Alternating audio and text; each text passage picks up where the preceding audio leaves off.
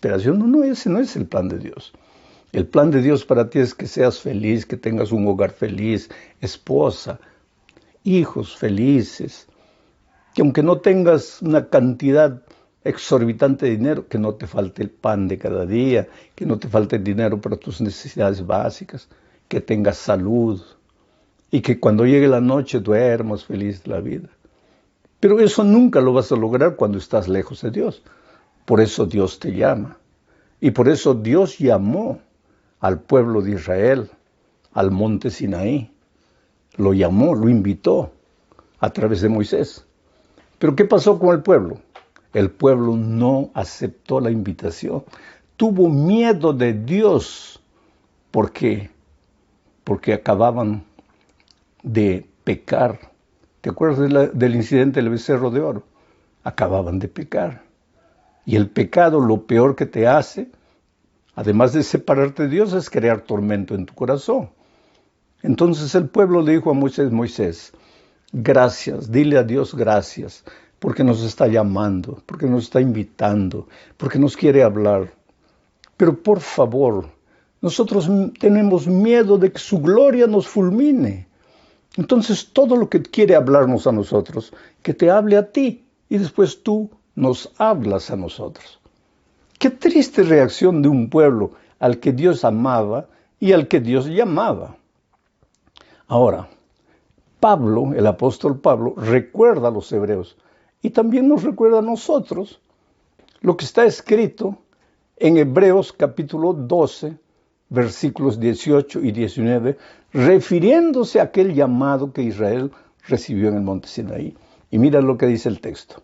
Ustedes no se han acercado a aquel monte que se podía tocar y que ardía en llamas, se está refiriendo al Sinaí, ni tampoco se han acercado a la oscuridad, a las tinieblas, a la tempestad, ni al sonido de trompeta, ni a la voz que hablaba, y que quienes la oyeron rogaban que no les hablara más.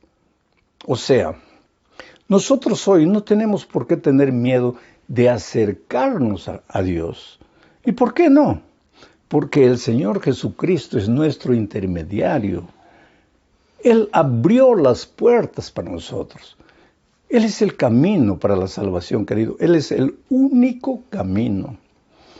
Cuando yo trabajaba como misionero entre los indios en la selva de mi país, necesitaba un guía para caminar de aldea en aldea. Y encontré un jovencito, no era tan jovencito, sí, unos 20 años, pero que me ayudaba como guía. Iba para aquí, iba para allá, iba con el machete en la mano muchas veces, porque para acortar camino, a veces no seguíamos la trilla tradicional. Él, que conocía la selva bien, con el machete iba abriendo, y solo me decía, pastor, usted venga atrás de mí. Pise donde yo piso, usted venga atrás de mí. Pero un día me dio la impresión de que él se había perdido, porque se paraba, miraba para un lado, miraba para el otro lado, y yo pensé, este se ha extraviado. Y en un momento le dije, mira, yo creo que estás extraviado. Él me miró y me dice, pastor, yo nunca me pierdo, yo nunca me extravío. Le dije, pues entonces muéstrame el camino. ¿Estás perdido? Él me dijo, pastor, ¿camino? ¿Qué camino? En esta selva, el camino soy yo, pastor. Usted solo venga atrás de mí. Qué cosa, mira.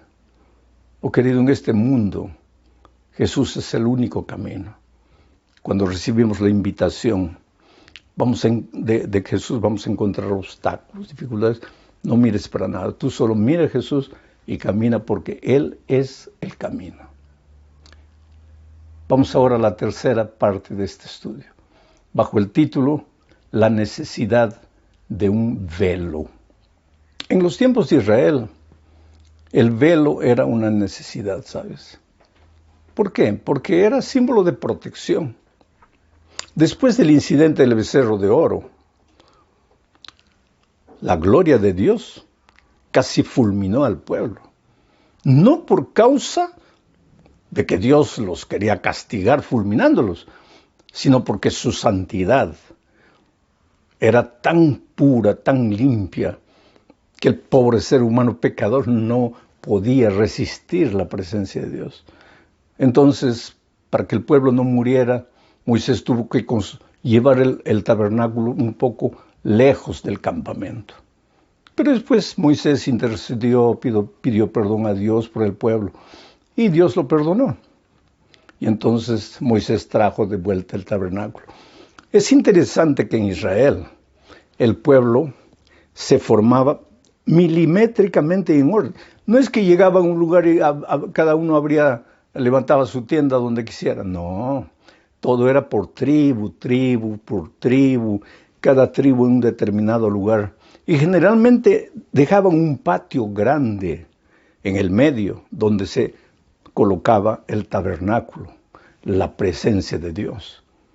Y es interesante también recordar que los levitas, ellos edificaban sus tiendas alrededor del tabernáculo para proteger al tabernáculo, pero también para proteger al pueblo de la gloria de Dios. Vuelvo a repetir, no por causa de la gloria de Dios, sino por causa de la pecaminosidad del pueblo. Entonces, el velo en Israel era un sinónimo de protección. Pero cuando Cristo resucitó y subió a los cielos, atravesó el velo. Y Jesús llegó llevando la ofrenda de su vida, pero también en representación nuestra. Porque un día, querido, lo veremos cara a cara. Veremos al Padre cara a cara, tal como Él es, sin velos, porque el pecado habrá llegado al fin.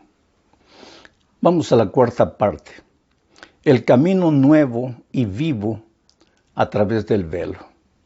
Para eso, querido, necesitamos leer Hebreos capítulo 10, versículos 19 al 22, y lo voy a leer comentando.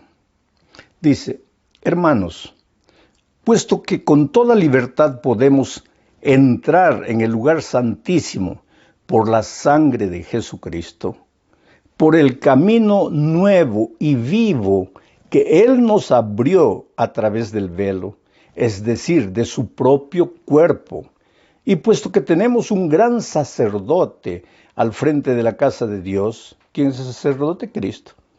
Entonces Pablo dice: acerquémonos con un corazón sincero y con la plena seguridad de la fe, con el corazón purificado de una mala conciencia y con el cuerpo lavado en agua pura. Mi amigo querido, ¿qué invitación encontramos en este pasaje? El hecho de que en Cristo ya no hay impedimento para vivir lejos, para sentirnos distantes. Cristo abrió un camino nuevo. Se está refiriendo al nuevo pacto. ¿Qué nuevo pacto? Tú eres un pecador, tú no puedes. Cualquier cosa que tú intentes hacer para salvarte es como trapo de inmundicia. Tus justicias no valen para nada, pero no te desesperes. Tú, dice Jesús, no puedes, pero yo puedo.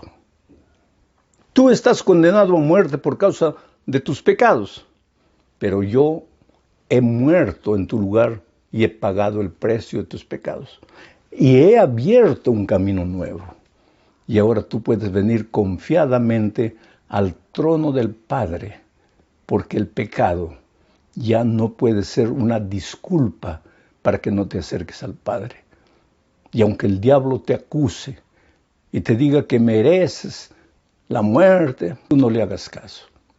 Yo no sé si te acuerdas que en el capítulo 3 del libro de Zacarías aparece el diablo acusando delante de Dios, acusando al sacerdote Josué y diciendo: mira sus pecados, mira su vestidura inmunda, este hombre es un miserable, este no presta, este merece morir. Pues ahora, querido, después de la muerte, después de la resurrección, después de la ascensión de Jesús al santuario, y sentarse a la diestra del Padre, ya no está más el diablo. Ahora, ¿quién está frente al Padre? Ya no es el diablo para acusarte. Ahora está Cristo para defenderte, para interceder por ti.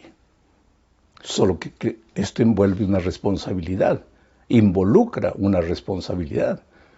Porque Jesús te va a defender, va a interceder por ti si tú quieres, si tú sientes la necesidad, si tú clamas, si tú pides.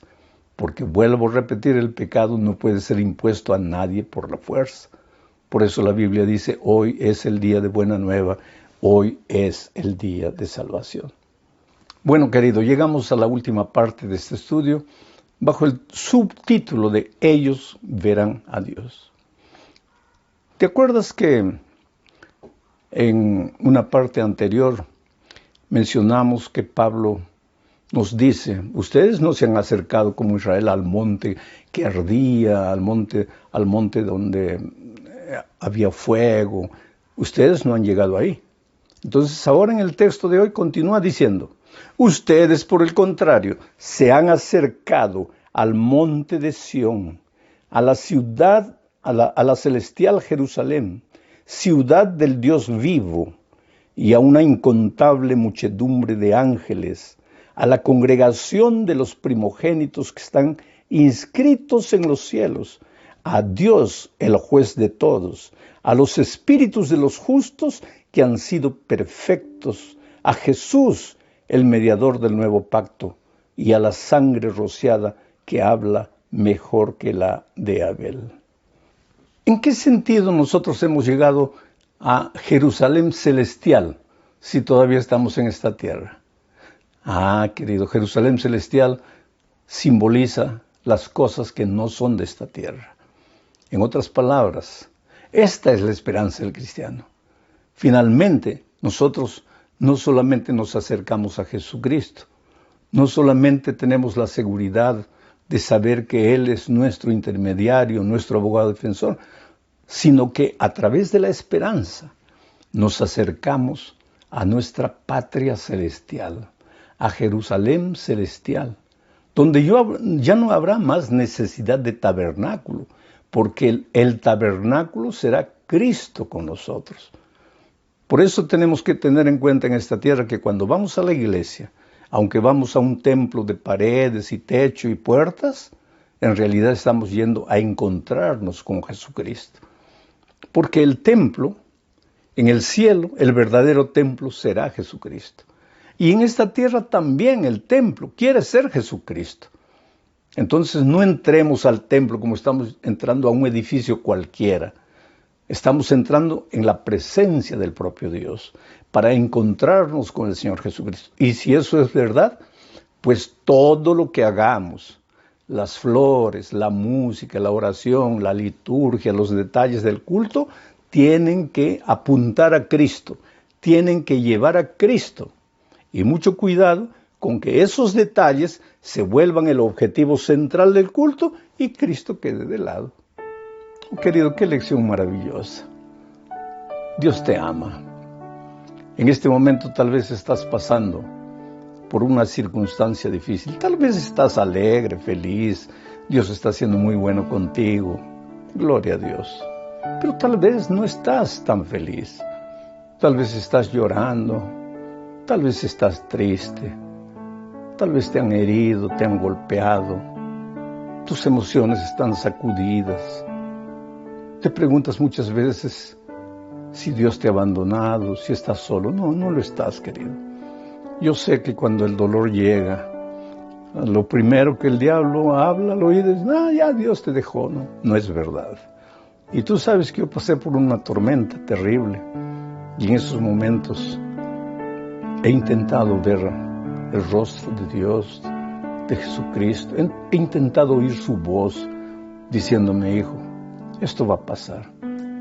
Entonces, va a pasar. Te digo en nombre de Dios, va a pasar. Agárrate del brazo poderoso de Jesucristo y no te desanimes. Un gran abrazo, nos vemos la próxima semana. Felicidades.